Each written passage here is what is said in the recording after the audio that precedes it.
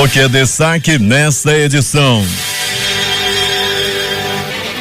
Tribunal de Justiça anula operações financeiras do governo em exercício de Davi Almeida. Deputados aprovam revogação do aumento do ICMS e suspendem taxa de licenciamento ambiental do Detran. Usuários do Passa Fácil poderão recarregar qualquer valor a partir de domingo. Enem terá detector de ponto eletrônico para evitar fraudes. Câmara de análise sobre financiamento de campanhas e rejeita a possibilidade de partidos se unirem em federações. Ministro do STF divergem sobre afastamento de Aécio Neves do Senado.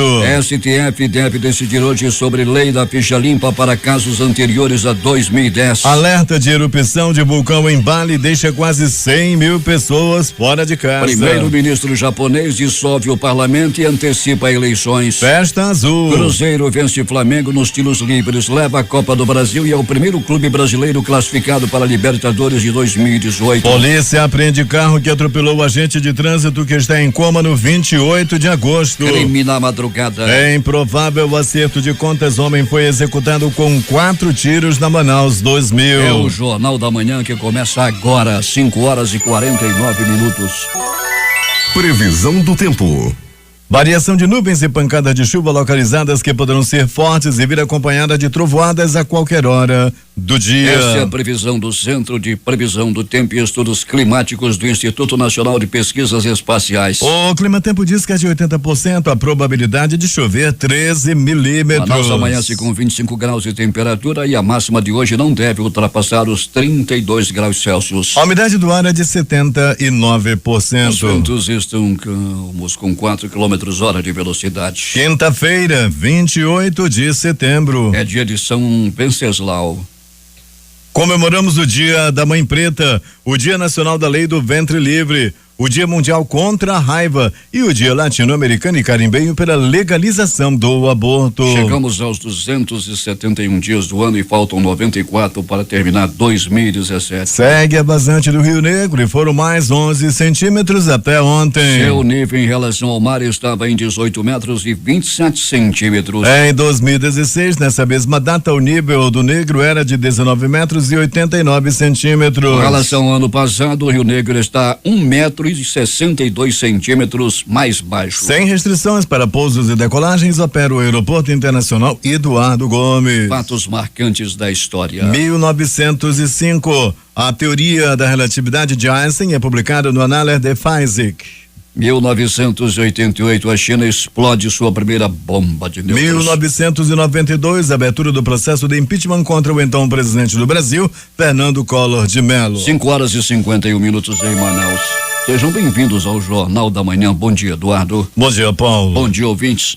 Ontem à tarde, moradores do Viver Melhor e outras localidades do Santa Etelvina e do bairro Tarumã ficaram sem o transporte público coletivo. Isso aconteceu após os motoristas das linhas de ônibus da empresa Açaí, que atendem os locais, decidirem parar as atividades sem aviso prévio. Cerca de 5 mil pessoas foram prejudicadas, conforme informou o Sinetran, o Sindicato das Empresas de Ônibus. Alberto Peregrini, ninguém sabe até agora a motivação dessa paralisação, ou já sabe?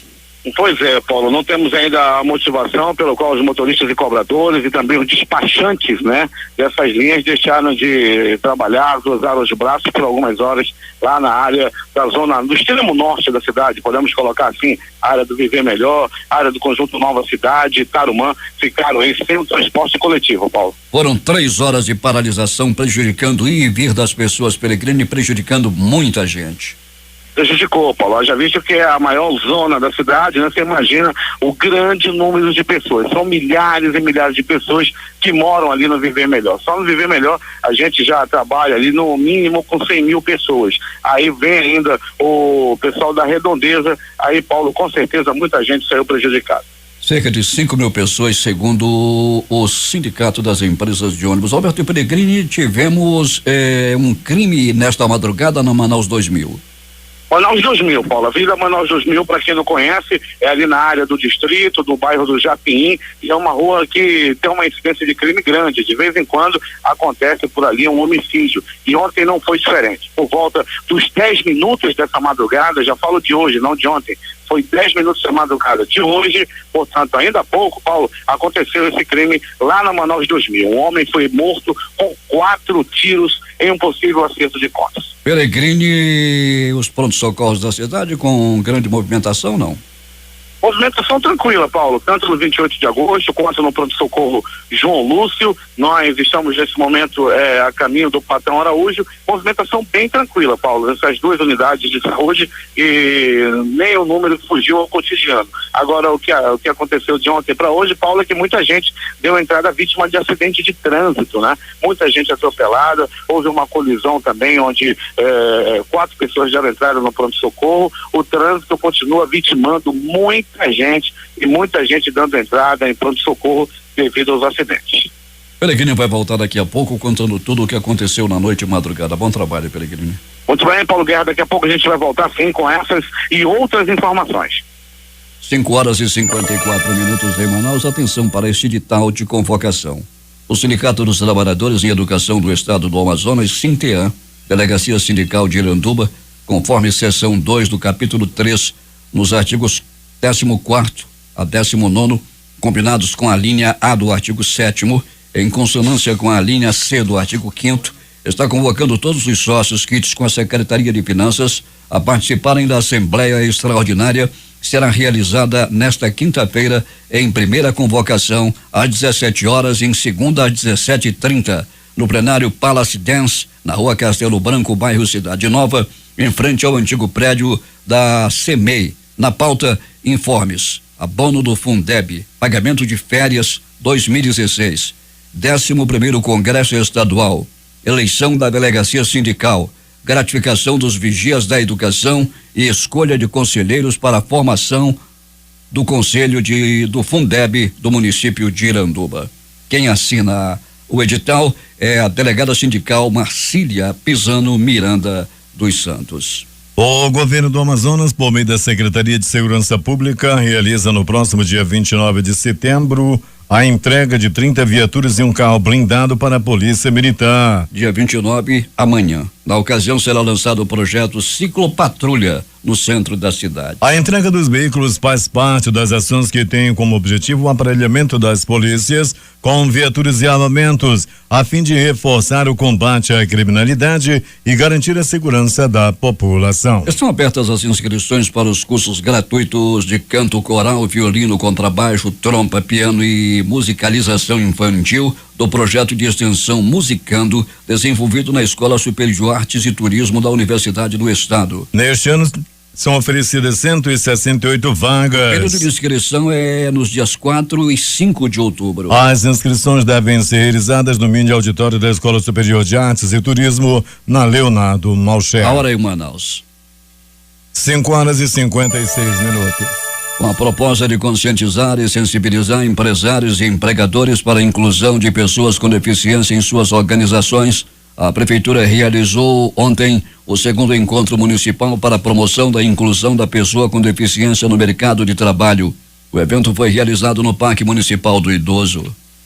Participaram organizações da sociedade civil, Ordem dos Advogados do Brasil, Seccional Amazonas, Superintendência Regional do Trabalho e Emprego e pessoas com deficiência. Segundo o secretário da SEMARGE, Elias Emanuel, as discussões e atividades realizadas ao longo da semana visam melhorias para a garantia dos direitos das pessoas com deficiência nesta esfera. A Prefeitura de Manaus tem como prioridade a inclusão dessas pessoas no mercado de trabalho e na própria sociedade. Coisa de 10 dias atrás, nós fizemos aqui um encontro intersetorial envolvendo a educação, a saúde, para discutir, por exemplo, o benefício de prestação continuada, o BPC, na escola, que hoje a gente tem cerca de 5.400 pessoas. No geral, esse programa em Manaus contempla mais de 48 mil pessoas. Além disso, nós temos o programa Acesso à Cidadania. A SEMARGE também trabalha por meio da Diretoria de Direitos Humanos, um programa que faz a inserção dos deficientes no mercado de trabalho. Só este ano a gente já conseguiu colocar 56 pessoas no primeiro semestre trabalhando dentro daquela cota que as empresas têm que obedecer de pessoas com deficiência. Portanto, é sempre um desafio que nós temos e a gente está sempre à disposição desse segmento da sociedade.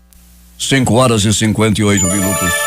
Censo Agropecuário 2017 vai começar em outubro. A reportagem é de Cíntia Moreira. O Instituto Brasileiro de Geografia e Estatística vai dar início à mais completa investigação estatística e territorial sobre a produção agropecuária do país. A fase de coleta do Censo Agro, que compreende a aplicação dos questionários a todos os estabelecimentos agropecuários do Brasil, será realizada de 1º de outubro de 2017 a 28 de fevereiro de 2018. Quem dá mais detalhes sobre o levantamento é o coordenador técnico do Censo Agropecuário do Distrito Federal, João Alves Lima. Uma das principais utilidades será a formação de um cadastro que permitirá a implantação da Pesquisa Nacional por Amostra de Estabelecimentos Agropecuários. E poderemos obter com essa pesquisa muitas informações sobre a atividade de produção, sobre crédito, número de pessoas envolvidas na atividade e acompanhamento das safras. No último censo, feito em 2006, foram registrados 5.200.000 estabelecimentos agropecuários em todo o país. Eles ocupavam 36,75% do território nacional. Na época, existiam 16.600.000 trabalhadores ocupados na área agrícola e a atividade mais comum era a criação de bovinos. Este é o 10º censo agropecuário e irá mobilizar cerca de 26.000 pessoas desde a fase de seu planejamento até a divulgação dos resultados. O recenseador Moisés Bastos é técnico agrícola e foi selecionado para o treinamento. Ele conta quais são os principais objetivos deste trabalho. Tem um retrato, da situação agrícola do país, para o desenvolvimento social e econômico e de políticas públicas que venham melhorar a vida do homem do campo. O treinamento dos recenseadores terá ênfase especial ao uso do dispositivo móvel de coleta, um smartphone que vai servir para armazenar as informações colhidas no campo e transmiti-las para a rede de computadores. Para o sucesso desta operação, é preciso que a informação sobre a realização do censo chegue aos estabelecimentos agropecuários e de que os recenseadores do IBGE sejam bem recebidos. Reportagem Cíntia Moreira.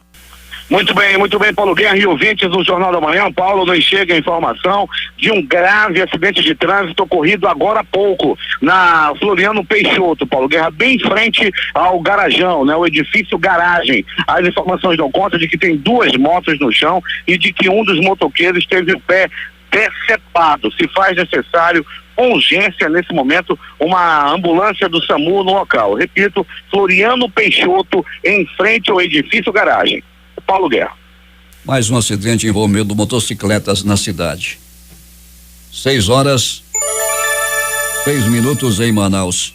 O município de Iranduba vai ingressar na Justiça Federal para obrigar o IBGE a fazer atualização populacional. A reportagem é de J. Rai. No último censo demográfico realizado em 2010, o Instituto Brasileiro de Geografia e Estatística, IBGE, contabilizou em Iranduba 40.781 habitantes. Para 2017, o Instituto fez uma projeção para o município de 47.407 moradores. Dados das principais secretarias municipais e de outros órgãos, no entanto, apontam para um número bem maior de habitantes, que estaria chegando à casa dos 80.000. Durante a audiência pública de prestação de contas do 2º quadrimestre deste ano, realizada ontem pela equipe econômica do Poder Executivo na Câmara de Vereadores, o secretário da Casa Civil, George Gomes, anunciou que a Prefeitura de Iranduba vai ingressar com uma ação bem fundamentada na Justiça Federal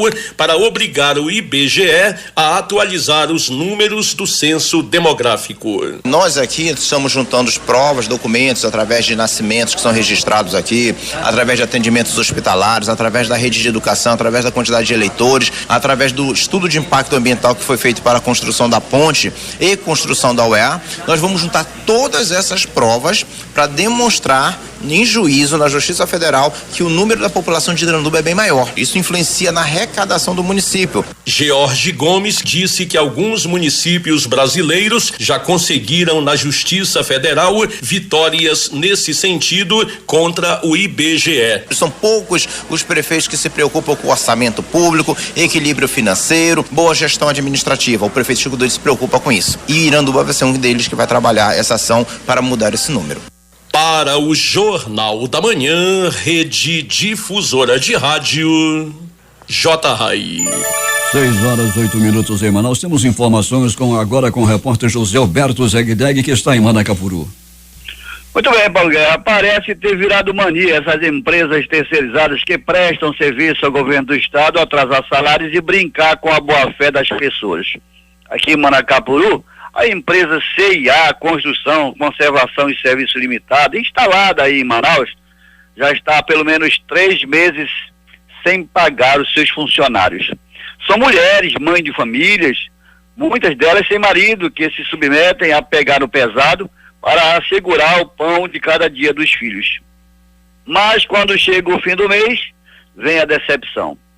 Para não perder os direitos, as 62 mulheres que prestam serviço de limpeza nas escolas estaduais continuam trabalhando mesmo sem receber. Muitas delas estão sem comida em casa e com contas atrasadas. Para tentar chamar a atenção dos diretores da empresa, as mulheres ameaçaram paralisar os serviços. Foi quando a direção da empresa enviou uma pessoa para reunir com elas e tentar amenizar a situação. A convite de uma das funcionárias, eu tive o desprazer de acompanhar a reunião. E o que vi lá não foi nada bom. Uma coisa absurda. O enviado se enrolou todo, tentou explicar o inexplicável e acabou por acalorar a reunião. Os ânimos só se acalmaram depois da chegada do coordenador da SEDUC em Manacapuru, professor Paulo Itaciomar, que interviu em favor das mulheres trabalhadoras. O mesmo, em comum acordo com o enviado, ficou de enviar à direção da empresa um e-mail relatando toda a situação em que se encontram as funcionárias. Parecia estar tudo calmo, quando o enviado reabriu a discussão e falou que a empresa estaria disposta a realizar os pagamentos em atraso, mas somente depois de 2 ou 3 meses. A situação voltou a estaca zero e nada foi resolvido. Segundo informações, essa empresa é de propriedade de um senhor chamado José Pacheco. Mas o imediato da empresa é o funcionário de nome Almir, responsável pelas funcionárias do interior do estado. Segundo informações, além de mal encarado, é ignorante e abusado. Trata as pessoas de forma desumana e não importa o local. Essas informações, Paulo, são das próprias funcionárias, que não hesitaram em dizer que o homem parece um animal.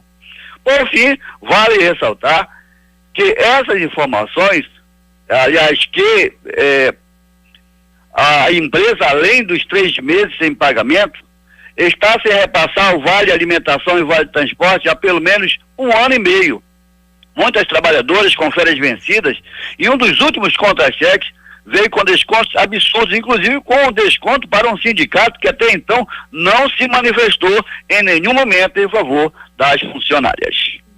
Bem, Paulo, se tudo o que as funcionárias disserem for realmente verdade sobre esse senhor Almir, pedi a ele, senhor Almir, que passe a frequentar um curso de Relações Humanas.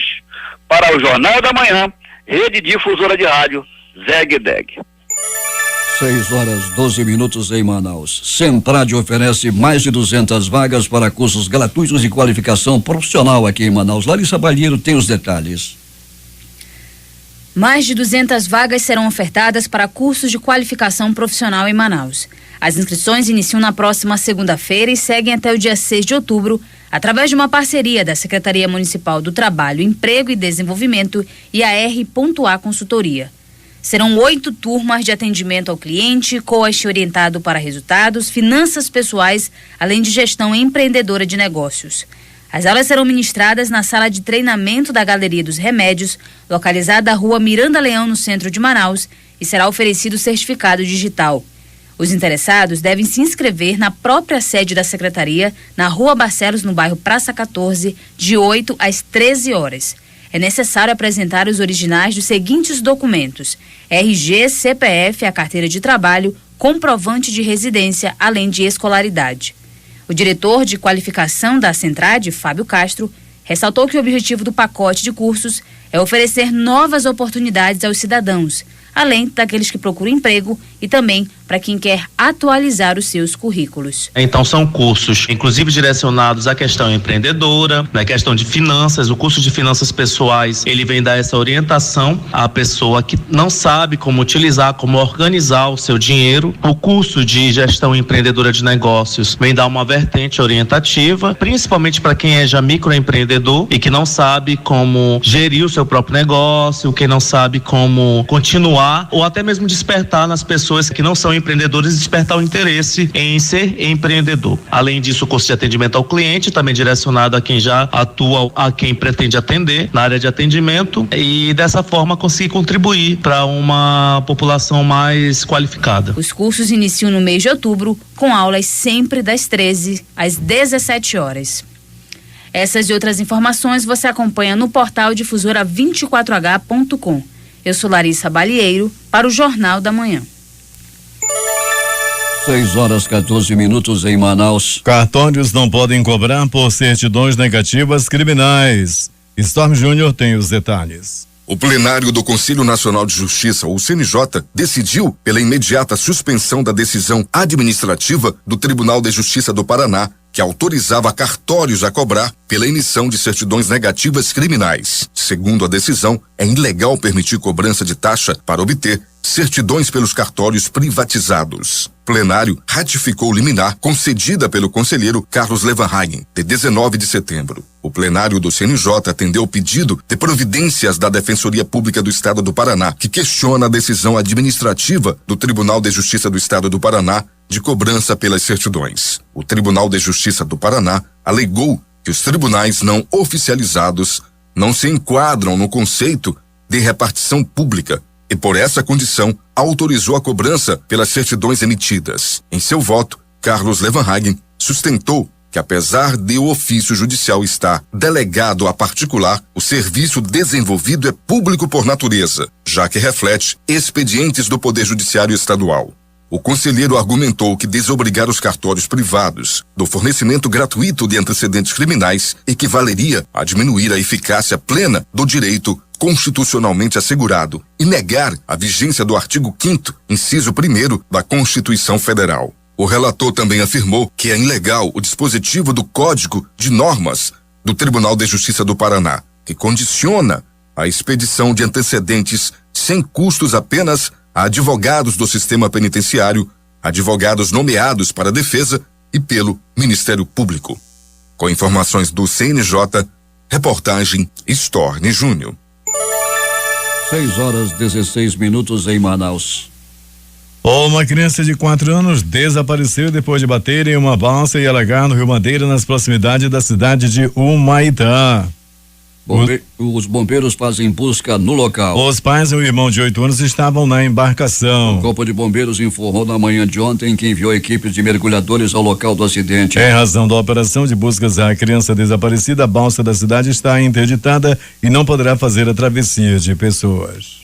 Detector de ponto eletrônico é novidade para o Enem 2017. Reportagem Jalil Arabi. Os estudantes que farão o Enem, Exame Nacional do Ensino Médio, em novembro, passarão por segurança reforçada. O INEP, do Ministério da Educação, anunciou 2 novos recursos de segurança para a edição deste ano. Uma das novidades é a prova personalizada com nome e número de inscrição do participante. A outra é o detector de ponto eletrônico, que foi apresentado nesta quarta-feira. A medida visa conter o avanço de pontos eletrônicos em exames de grande escala, como o Enem. O recurso será capaz de detectar a emissão de sinais vindo de dispositivos que possam ser usados por estudantes na hora da prova. Os detectores de metais continuarão sendo usados. Outra característica importante do Enem 2017 são as videoprovas, que são exames personalizados para participantes com algum grau de deficiência auditiva. As provas deste ano serão aplicadas em 2 domingos, 5 e 12 de novembro. Reportagem Jalila Árabe. 6h17 em Manaus. Policiais apreenderam na noite de ontem a BMW branca que atingiu um agente de trânsito em um acidente acontecido no dia 17 de setembro. O veículo foi encontrado em uma oficina no conjunto Shangri-La, no Parque 10. O motorista do carro ainda não foi localizado. O agente está em coma. De acordo com o delegado Paulo Benelli, do 19º DIP, um carro trafegava pela Avenida Pedro Teixeira, na Ponta Negra, em alta velocidade. Invadiu a contramão e atropelou o agente do Manaus Trans, que estava de serviço em uma motocicleta do Manaus Trans. Com o acidente, Benelli informou ainda que o motorista do carro não parou para prestar socorro ao agente de trânsito e fugiu.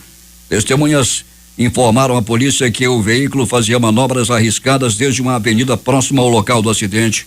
Ainda conforme o delegado, o proprietário do carro já foi identificado pela polícia e será intimado a comparecer ao 19º DIP para prestar depoimento.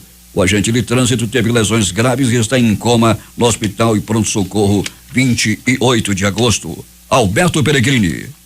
Muito bem, Paulo Guerra e ouvintes do Jornal da Manhã, vamos dando continuidade ao nosso noticiário policial, Paulo, para conversar com o secretário de Segurança, Dr. Carlos Alberto. Dr. Carlos Alberto está conosco nessa edição do Jornal da Manhã. Dr. Carlos Alberto, os índices de homicídio caindo na cidade, nós tivemos aí o último homicídio no domingo, tivemos agora só um outro agora na madrugada de hoje. Ao que se dá essa diminuição? Dr. Carlos Alberto, difusora, Jornal da Manhã, bom dia.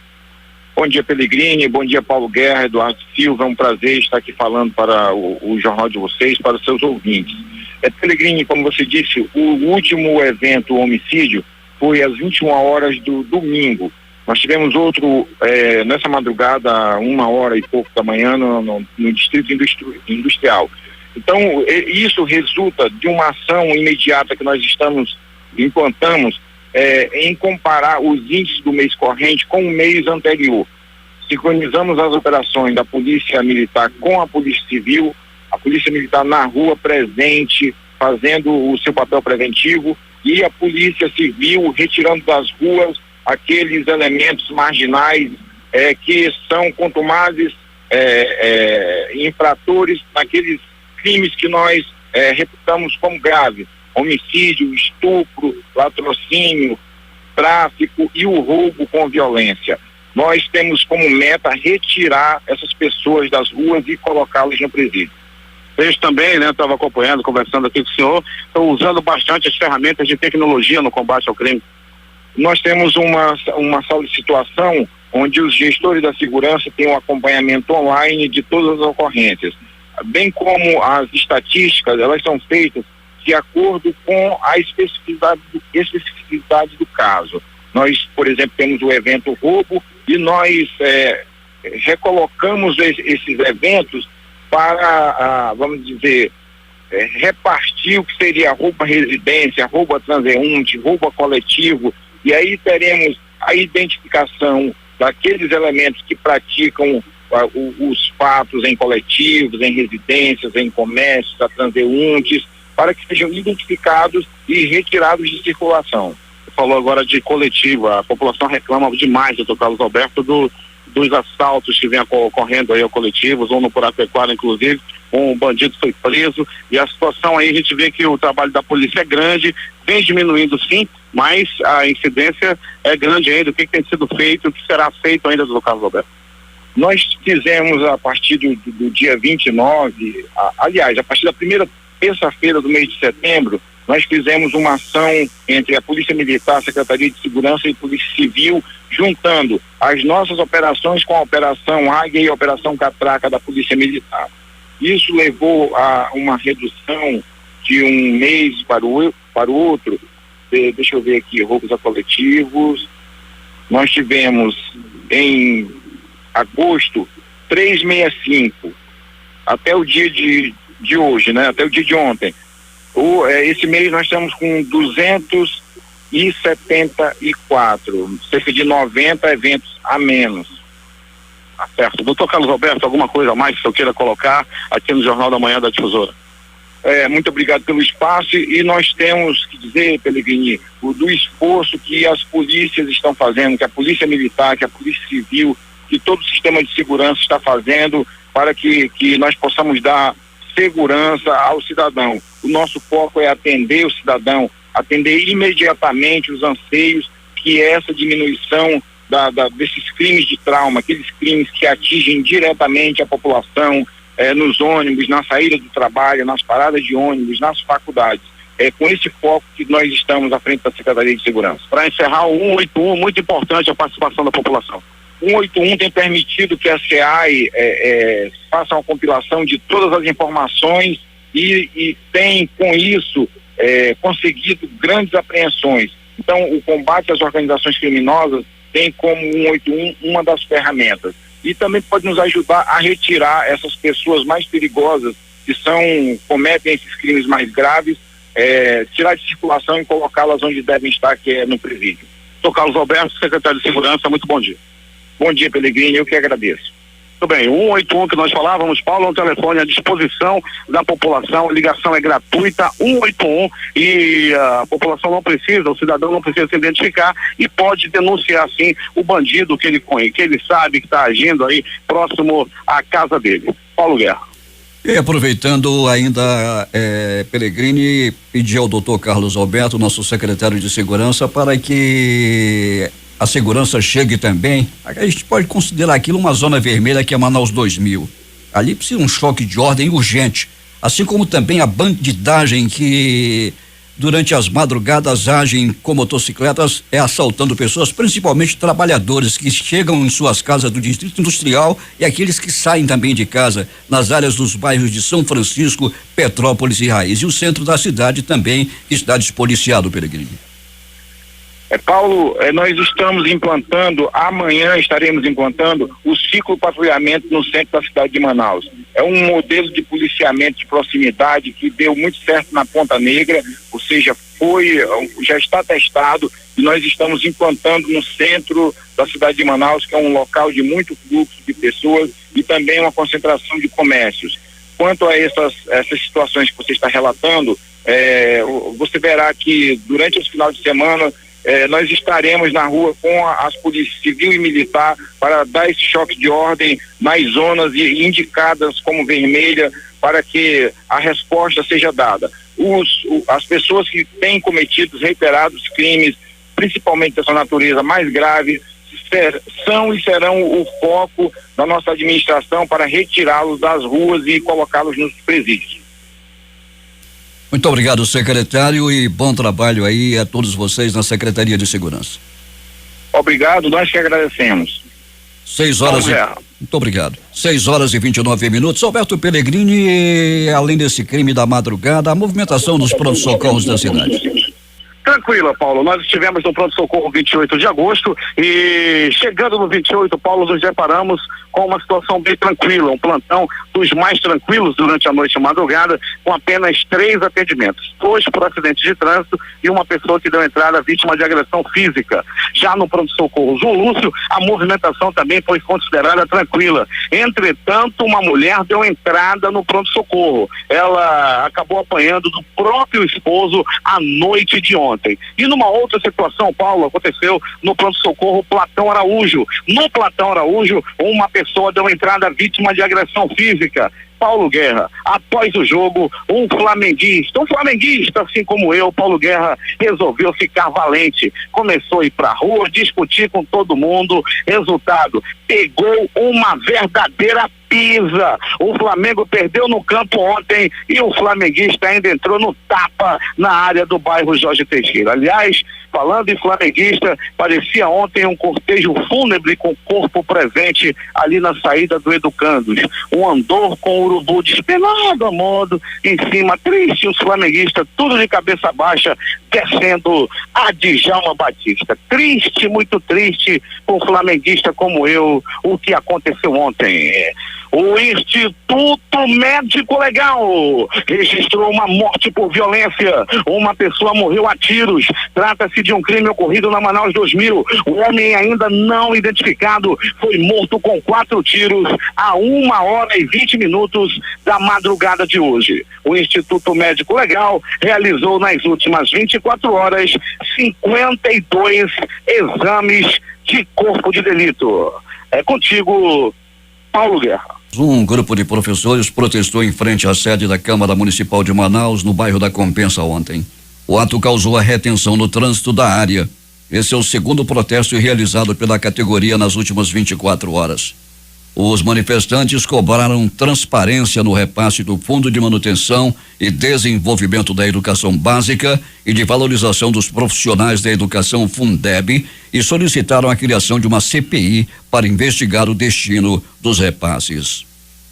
A reunião do Conselho de Administração da Oi terminou ontem sem uma definição sobre o plano de recuperação judicial da empresa. Em comunicado, a operadora informou que solicitou à Justiça que a Assembleia Geral de Credores seja adiada em 15 dias, de 9 para 23 de outubro. O dólar fechou em alta sobre o real nesta quarta-feira, em sintonia com o comportamento da moeda no exterior, após a presidente do Federal Reserve Fed, Banco Central dos Estados Unidos, ter reforçado as apostas de alta de juros. Investidores também repercutiram o resultado dos leilões de petróleo do Brasil e de usinas da CEMIG. A moeda norte-americana subiu 0,84% a 3,19 na venda. O principal índice da Bolsa Paulista fechou em queda pelo quinto pregão consecutivo, com o movimento de ajuste, ganhando respaldo nas preocupações com a cena política, enquanto investidores repercutiam os leilões de áreas de petróleo e gás e de hidrelétricas que pertenciam à CEMIG. O Ibovespa caiu 0,7% a 73.796 pontos. 6h34 em Manaus. Loterias. A Quina voltou a acumular no concurso 4.492. A quadra saiu para 122 apostadores que vão receber cada um R$3.583,03. As dezenas sorteadas: 03, 04, 11, 25 e 51. Vamos repetir: 03, 04, 11, 25 e 51. A Loto Fácil no concurso 1565 não teve ganhador com 15 acertos. 302 apostas com 14 números. Para cada uma, R$1.835,38. As dezenas sorteadas da Loto Fácil no concurso 1565. Anote aí: 01, 03, 06, 07, 08, 09, 10, 11, 12, 13, 15, 17, 18, 24 e 25. Vamos repetir os números da Loto Fácil: 01, 03, 06, 07, 08, 09, 10, 11, 12, 13, 15, 17, 18, 24 e 25. Mega Sena concurso 1972. Ninguém acerta esses dezenas e o prêmio vai a 47 milhões de reais. E as dezenas sorteadas foram 09, 16, 20, 54, 57 e 59. Vamos repetir: 09, 16, 20, 54, 57 e 59. Aqui na TV 85 acertadores que vão levar cada um R$36.786,15. E nos esportes, após o empate no Maracanã por 1-1 e novo empate agora no estádio do Mineirão pelo placar de 0-0 em jogo pobre tecnicamente, nos 90 minutos, longe do que esperava-se de uma final do campeonato, o Cruzeiro derrotou o Flamengo e sagrou-se pentacampeão da Copa do Brasil na decisão por tiros livres chamados de pênaltis, que terminou em 5-3, com uma única penalidade desperdiçada pelo meia rubro-negro Diego, que definiu o quinto título cruzeirense na competição nacional e soltou o grito entalado na garganta do torcedor da Raposa. A madrugada foi de festa em Belo Horizonte. O torcedor do Flamengo teve uma parada cardíaca, morreu nesta quarta-feira, poucas horas antes do final da Copa do Brasil lá em Belo Horizonte. De acordo com a Polícia Militar, Anderson Duque Estrada de Souza, de 37 anos, se sentiu mal ao deixar o ginásio do Mineirinho, local onde os torcedores do time carioca estavam concentrados. Muitas emoções e o torcedor não aguentou e morreu. O Tesouro Nacional divulga hoje o resultado das contas do governo em agosto e no acumulado do ano. O Senado aprovou nesta quarta-feira a medida provisória que permite a pessoas físicas e jurídicas o parcelamento por até 20 anos de dívidas não tributárias, como multas com autarquias e fundações públicas federais. Como já havia sido aprovada pela Câmara, a proposta segue agora para a sanção presidencial. O fundador da revista Playboy, Hugh Hefner, morreu de causas naturais aos 91 anos na noite de ontem em sua casa. Hefner criou a Playboy Enterprise em 1953, companhia que começou com a revista e depois passou a produzir outros conteúdos eróticos para televisão e internet. A publicação inspirou e acompanhou a revolução sexual dos anos 60 e 70. As autoridades japonesas anunciaram hoje a descoberta de um painel de fuselagem de avião da companhia aérea ANA, que no início do mês perdeu a mesma peça em voos consecutivos. Um dos painéis foi descoberto no terreno de uma fábrica da prefeitura de Abaraki, no nordeste de Tóquio. Um desafio vem mobilizando cientistas da NASA, a Agência Espacial dos Estados Unidos, a atingir pela primeira vez a atmosfera do Sol. O Parque Solar Probe deve custar cerca de $1,5 bilhão, 4,8 bilhões de reais. A sonda do tamanho de um carro pequeno vai gravitar a 6,4 milhões de quilômetros do Sol, sobrevivendo a temperaturas acima de 1.300 graus. Ela vai sobrevoar Vênus 7 vezes antes de entrar na órbita da estrela em dezembro de 2024. Espera-se que gire em torno do Sol 24 vezes, aproximando-se a cada giro. Os chineses foram os grandes vencedores do leilão de 4 usinas hidrelétricas realizado nesta quarta-feira.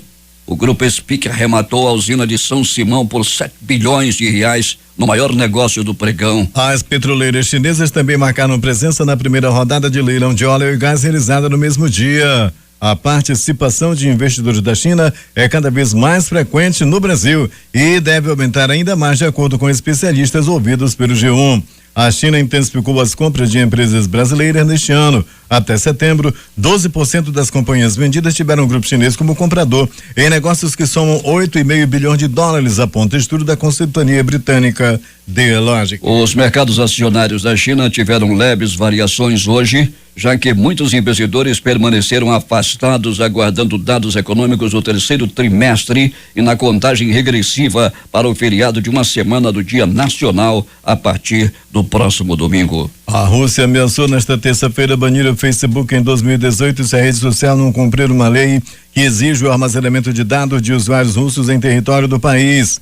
O LinkedIn já foi bloqueado em 2016 por descumprir os dispositivos da legislação. O vulcão Popocatépetl, situado a cerca de 55 quilômetros da cidade do México, registrou nas últimas 24 horas uma série de exalações de baixa intensidade, além de 2 sismos vulcânicos provocando a queda de cinzas em zonas vizinhas, informou o governo. A reconstrução das áreas devastadas pelos 3 terremotos que atingiram neste mês o centro e o sul do México terá um custo, segundo dados preliminares, de $2,116 bilhões, afirmou nesta quarta-feira o presidente do país, Henrique Peña Nieto. A Câmara dos Deputados do Japão foi dissolvida hoje por decisão do primeiro-ministro conservador Shinzo Abe para que haja eleições antecipadas nas quais os governistas enfrentarão a prefeita de Tóquio, Yuriko Koike. A Agência Nacional de Gestão de Desastre da Indonésia elevou nesta quarta-feira para 96 mil o número de deslocados por causa do alerta máximo da erupção do vulcão Agung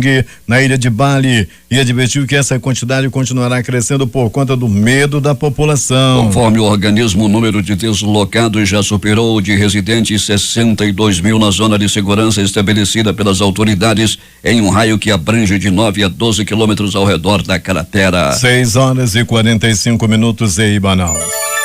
O Sindicato das Empresas de Transporte de Passageiros do Estado do Amazonas, Sinetran, informou que a partir do próximo domingo, dia 1º, os usuários do Passa Fácil terão uma nova forma de recarregar o cartão. O passageiro poderá recarregar o cartão com qualquer valor. A iniciativa já foi autorizada pela Superintendência Municipal de Transportes Urbanos, SMTU. De acordo com o presidente do Sinetran, Carminha Folete, a nova forma de recarga vai trazer mais praticidade ao usuário, pois ele terá a liberdade de colocar um valor que desejar no cartão. Além disso, não haverá problemas com o troco. No mesmo dia em que a Assembleia Legislativa do Estado daria posse ao governador eleito Amazonino Mendes, 5 de outubro, O Supremo Tribunal Federal marcou um julgamento que pode ter reflexos no resultado da eleição suplementar. O STF vai apreciar 2 ações diretas de inconstitucionalidade que contestam o Código Eleitoral e defendem a autonomia dos estados para realizar eleições em caso de mandato tampão. As ações movidas pela Procuradoria-Geral da República e pelo PSD têm como relator o ministro Luiz Roberto Barroso e defendem regra da Constituição que estabelece eleição indireta quando a vacância dos cargos do Poder Executivo, titular e vice, se der nos 2 últimos anos de mandato. A posse de Amazonino foi transferida para o dia 10 de outubro. O Supremo Tribunal Federal deve retomar nesta quinta-feira um julgamento que pode decidir pela aplicação da regra da lei da ficha limpa para casos anteriores à aprovação da legislação em 2010. O primeiro item da pauta é uma ação na qual se discute por qual prazo deve ficar inelegível um político condenado por abuso de poder antes da vigência da lei. A ficha limpa de 2010 determina que a condenação impede o político de se candidatar por 8 anos. A lei anterior prevê prazo de apenas 3 anos. O Ministério do Comércio da China informou ainda há pouco que empresas ou joint ventures da Coreia do Norte no país serão fechadas dentro de 120 dias após as mais recentes sanções da Organização das Nações Unidas aprovadas em 12 de setembro. As chinesas no exterior com entidades norte-coreanas ou com pessoas também serão fechadas, disse o Ministério em comunicado em seu site, sem dar um cronograma. O Tribunal de Justiça do Amazonas concedeu nesta quarta-feira uma liminar que anula todas as operações financeiro-orçamentárias feitas pelo governador Davi Almeida em desacordo com a lei de responsabilidade fiscal. Além disso, o Estado fica proibido de realizar novas licitações ou firmar contratos que extrapolem o período de atuação do governo interino. A decisão do juiz Leonei Priolo Arraquian, da 2ª Vara da Fazenda Pública Estadual e de Crimes contra a Ordem Tributária, tem como base gastos considerados exorbitantes feitos durante a gestão do governador em exercício. A medida acata a ação popular movida pelo deputado estadual Bosco Saraiva do PSDB, eleito vice-governador no pleito suplementar em agosto deste ano. A Assembleia Legislativa do Estado aprovou o projeto de lei do Decreto Legislativo 25/2017 que suspende as cobranças da taxa de licenciamento ambiental dos veículos com mais de 2 anos e da obrigatoriedade de veículos da categoria aluguel. O projeto foi aprovado por unanimidade com os votos dos 19 deputados presentes no plenário. O Departamento Estadual de Trânsito do Amazonas tinha iniciado a cobrança da taxa desde a quarta-feira, dia 20. O valor cobrado era de R$133,30. A vistoria tinha passado a ser pré-requisito para fazer o licenciamento anual. Na segunda-feira, o órgão chegou a anunciar a redução de 50% da taxa. A inspeção veicular ambiental era destinada para veículos de passeio com mais de 3 anos de fabricação, para os veículos de grande porte que utilizam diesel, como caminhões, carretas e ônibus. A exigência passa a ser cobrada a partir do 2º ano da data da fabricação. Com votos favoráveis dos 22 deputados, a Assembleia Legislativa do Estado aprovou o projeto de lei número 169/2017, que revoga 4 itens do artigo 1º da lei número 4.454/2017, que instituiu o adicional de 2% nas alíquotas do ICMS de produto de vários setores comerciais e industriais do Estado. A mudança vale apenas para combustíveis, perfumes e produtos de beleza. A revogação beneficia o comércio atacadista e distribuidor e setores industriais do Estado. O PL foi encaminhado pelo governador Davi Almeida, do PSD. A Confederação Nacional da Indústria divulga a pesquisa Ibope do 3º trimestre de 2017 sobre a aprovação do governo Temer. A pesquisa avalia o governo em 9 áreas de atuação, entre as quais educação, segurança pública e combate à fome e ao desemprego. O presidente da Comissão de Constituição e Justiça da Câmara, deputado Rodrigo Pacheco, oficializa hoje que a denúncia contra o presidente Michel Temer e contra os ministros Eliseu Padilha e Moreira Franco não será analisada separadamente. Líderes partidários do Senado se reúnem hoje para decidir que providências serão tomadas contra a decisão do Supremo de afastar o senador Aécio Neves do PSDB de Minas Gerais do mandato. Ontem à noite, o Senado foi notificado oficialmente sobre a determinação. O ministro Gilmar Mendes do Supremo Tribunal Federal disse que a primeira turma da corte decidiu poetizar e assumir o comportamento suspeito ao decidir afastar o senador Aécio Neves de suas atividades parlamentares e impor a ele o recolhimento domiciliar noturno. Mendes afirmou que as medidas cautelares equivalem à imposição de prisão contra o parlamentar, o que a própria primeira turma considerou inconstitucional, por entender que o senador não foi flagrado praticando praticando crime inafiançável. Um dia após a decisão da primeira turma do Supremo Tribunal Federal de afastar o senador Aécio Neves do mandato, parlamentares da base da oposição já se movimentam com o objetivo de reverter a medida. A Câmara dos Deputados decidiu retirar a proposta de emenda à Constituição 282/16, a possibilidade de partidos políticos se associarem para disputar as eleições proporcionais em federações partidárias. A aprovação da sugestão, a votação da PEC foi concluída em segundo turno no plenário após sucessivas tentativas de análise da proposta pelos parlamentares. Entre as novidades da PEC estão o fim das coligações proporcionais a partir de 2020 e a fixação de desempenho mínimo para acesso dos partidos ao fundo partidário e ao tempo de rádio e de TV. Pelo texto retirado da PEC, a federação partidária exigiria a União durante toda a legislatura sob pena de perda de recursos do fundo partidário e de tempo de propaganda partidária. O plenário da Câmara dos Deputados rejeitou ontem à noite o pedido de urgência para analisar o projeto de lei oriundo do Senado que cria o Fundo Especial de Financiamento de Campanha, que garante recursos para as campanhas eleitorais a partir de emendas parlamentares e do corte de gastos com propaganda eleitoral no rádio e na televisão. Na prática, a votação define que os prazos regimentais devem ser mantidos para análise da matéria na casa, o que pode impedir a aplicação do fundo para as eleições de 2018. Sem acordo, a votação foi adiada para a semana que vem. No Supremo, os ministros devem decidir hoje sobre a validade da lei da ficha limpa para políticos envolvidos em casos anteriores à criação da lei. 6:52.